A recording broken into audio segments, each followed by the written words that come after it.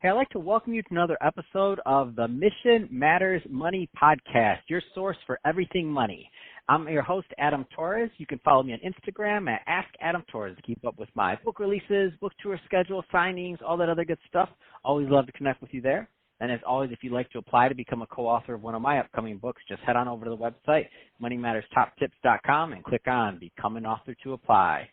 All right, so today I have Gary Pinkerton on the line, and he's president over at Align Strategic Wealth, which is an insurance-based financial services firm.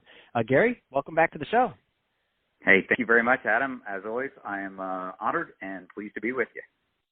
So I'm excited about today's topic. I mean, generational wealth, wealth transfer. I mean, taxes. I mean, this is a money show. This is like this is our realm. So I love it. I'm excited to get into the topics with you. But before we do that, I do want to get a little bit more into what you're doing over at Align Strategic Wealth. So first, start off by telling us a little bit more about the company, please. Sure. So it's a company that I started. I work in partnership with a friend, mentor, just great guy. His company out of Salt Lake City, Utah, and his company is named Paradigm Life. My portion of it, I work individually with business owners, families, high earners, real estate investors, individuals who are looking to have a better cash management system, a better way to store and grow their wealth in a tax advantaged environment, pulling a lot of other advantages along with it. But essentially, it is storing your upcoming investments, your major purchase dollars, perhaps college education and retirement dollars in a place where it's going to grow and compound without, the impact of opportunity cost or taxes. I love it. And that just gets us right into this. So, the two great wealth destroyers, taxes and family members, as you put it. Come on, let's get into it, Gary. So let's talk about the generational wealth transfer. What do we do? Yeah. So, if you go back and study the great entrepreneurs of American history, right? I've read as many of the great biographies as I can, and one that stands out is a guy named John D. Rockefeller, right? And he was one of the robber barons of the late 1800s, early 1900s. I think that term is really, really disrespectful, but that's what we know them as. They were people who just absolutely changed the world. And, before him, probably the first Cornelius Vanderbilt and then Andrew Carnegie and Rockefeller. And they were amazing guys that knew each other, and each of them in their time was the wealthiest guy in America and had set new records. Yet the only one of them that we know descendants of today and that we continue to hear about is John D. Rockefeller's family. He's now 6 generations into it, have a huge foundation, a huge charity, and a very prominent building in New York City. And what's the difference in the families? And the difference is that Rockefeller saw the coming tax code in the early 1900s and set his family up with trusts and life insurance to protect from that. And that's the huge thing. Tax is by far the biggest destroyer of dynasties, of family wealth, of our ability to kind of control our own future. And then there's family, and I kind of, it's not joking, but I do get a lot of funny looks when I mention that family is the other destroyer of wealth. And you can cite any number of examples. They probably have a reality TV show, and they're a descendant of a very wealthy individual who helped shape America. And, and it's not that they're bad people. It's that the family did not have an education system, a financial education system, to help them understand what they have and that they're stewards of this great tool to be used for good. So that's where the taxes and family come in. Completely. And when I laughed at the family part, I think that might be one of the number one. So I was laughing, but if we think about one of the more successful, okay, so you gave Rockefeller, who was a successful one with planning there. To take the other end of the spectrum on who was successful on the family side, we'd have to look at the Rothschilds. So we don't have time to go into that because that's a really old family, and they had some very specific practices. But that Neil Ferguson book, I still remember when I read it. I'm like, what?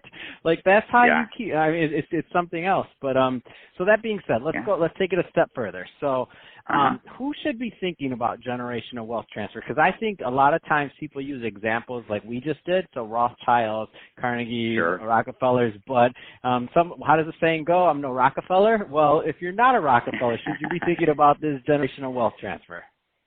Absolutely. So in the end, well, certainly I am not a philosopher, but when asked the question, what does it all mean in the end?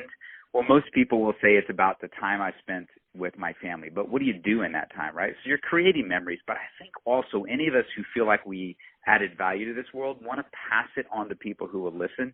And generally that's our families, right? Unless, we have some mentees that have looked up to us as a parent or as a senior mentor. But bottom line is, if we've made a difference in the world, one of the most important things for each individual is to be able to pay it forward, right? To pass it forward.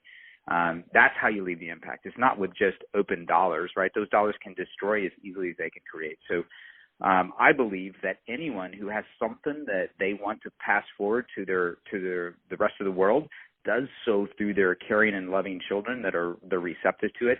And if you can do that in addition to passing some money to them so that they have the means with which to propagate things, I think personally that's where it happens. And so anyone who intends to not die in poverty, there's so many people I talk to and they say, hey, I want my last check to bounce. That's not me. And so I would say, to answer your question, anyone who does want to leave money for the good of others, whether it be through a charity or through their own family, this applies. No, I love it. And I have to agree. It just comes down to this. Like for most of us, that money wouldn't have been given to us. So I don't care how much it is. If you the idea that the idea, to me, it's ridiculous. The idea that the state has a fund or that states have funds of lost assets that get there. There's entire businesses and a cottage industry around it on all these assets that are just, they just go to the state. Not even the tax side of things, but I just mean just literally people disappear. They don't leave it to anything. And even if you don't have family, like a cause to other things, it just shows the need for what you do on another level. And that's the extreme example again. But that being said, what are some let's just say there's some people listening right now and that they know they need to do some things for a very long time and they're fine, and maybe our voices struck a chord with them and they're like, oh, okay, I'll do it. Where do they start? Where do they start on their research, I should say? Because we don't have the time to go through it, and obviously everybody should consult their individual tax advisor and financial advisor and every other thing we have to say for compliance on this, insert there. But where do they start? Well, it's the key things are, how can you set up a situation where it's fun for your children and grandchildren to participate in things like, money, like learning educational things, like, having an environment where you can talk to your children about what the family assets are. I mean, you were talking about how there's so many unclaimed assets out there. That's because the patriarchs of the family, and I'm not talking about wealthy again. I'm just saying that people don't talk to their children and their grandchildren about what they have and what they're doing and why they have it, why they chose that asset class. And often they don't even know it exists, right? So it's typically a train wreck when people are trying to deal with the assets of their recently deceased parents or grandparents or aunts and uncles or whatever. And it's because people don't have the conversation. So I think finding a way, your kids the best and your grandkids the best. What would they enjoy? Is it having a family meeting while you're at Disneyland? Is it around the Thanksgiving table? Is it during Christmas time? It's whatever environment you can create that would be receptive for your family members, your descendants, to start to hear about what's important to you, what assets the family has, and why you put those in place. That's part of those experiences and lessons that can really be passed on. And then about passing the actual money, right? You want to do it in a tax-protected way. And there's multiple ways, but the one that has worked for 150 years is life insurance, so that you can protect it and pass it on. And once you've passed education, knowledge, and how to respect money with alongside money that shows up tax-free at your death, you've set in motion a way in which you can maintain financial knowledge and assets from generation to generation without giving them up in taxes. That's awesome. So Gary, if somebody is listening to this and they want more information on Aligned Strategic Wealth or to connect with you, what's the best way for them to do that? Yeah, the easiest way is my website, which is my name, so GaryPinkerton.com. My email is not my charter; it's Gary@GaryPinkerton.com, and on there you'll find out about the books that I've written, the teams that I'm connected with, and an ability to just kind of connect that one-on-one with me. I meet all 50 states, actually globally, with Americans who are interested in talking these topics. do it one-on-one, over Zoom and other online meetings, right? So it's pretty common nowadays. Awesome. Well, hey Gary, always great talking to you. Great conversation today, and love the topic. It's not going away. So generational wealth transfer, how to do it right, how to do it smart, how to make sure that your money gets to who you want it to get, whether that's family, an organization, a charity, wherever you want it to get. All of those take tax planning and take investment planning. So glad to have you on the show, Gary. And to the audience, as always, thank you for tuning in.